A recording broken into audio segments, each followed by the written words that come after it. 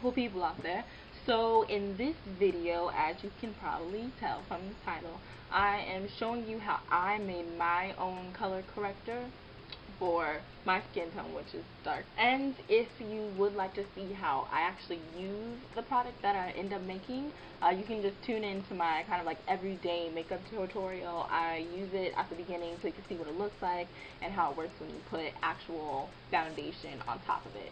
And I'm telling you, it is one of my favorite things in the world, and I do not regret making it at all. Pretty much, skin correctors are just used to tone down hyperpigmentation, because when you have hyperpigmentation like I do, when you just go right off the bat and just put like concealer over it or foundation over it, it just looks like you're trying to cover up dark marks. You can still see them, they're still pretty visible, and I feel like I needed something to put before my concealer in order to try to attempt to get flawless skin. And so that's what I was in search of finding out how to do, and a lot of different gurus I went through to find something, but one person that did help me, I'll put her in the description below. I watch her a lot. She's wonderful.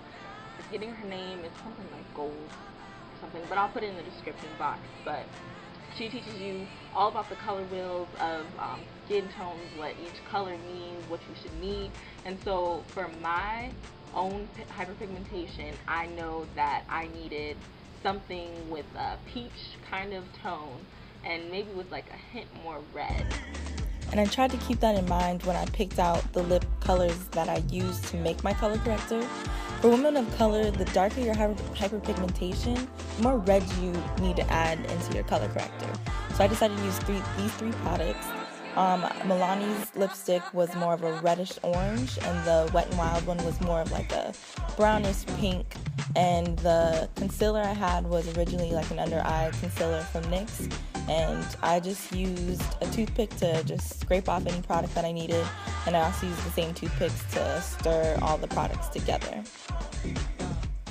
Overall, I needed my corrector to be like a peach with hints of red, and knowing that, I tried to go into that mindful. So whenever I use the red, I try to do so sparingly because I didn't want it to start turning orange. So I just really used that little bit by little bit to make it build up to the color that I needed.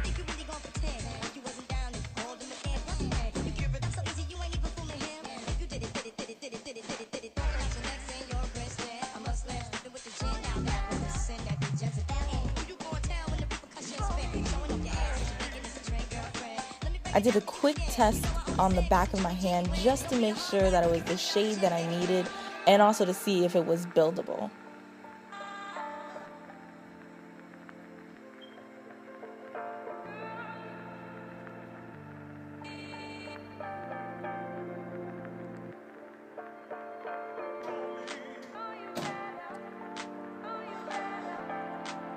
The one on the right, it's a lot more lighter, and the one on the left is a lot more builded and a lot more pigments in it, but either way it covers up just the same. It ended up being perfect for me, so I decided I was going to stop and just clean it off. I just used some tissue paper and some Q-tips to really get into the grooves of the jar to just clean it up so it's a bit less messy.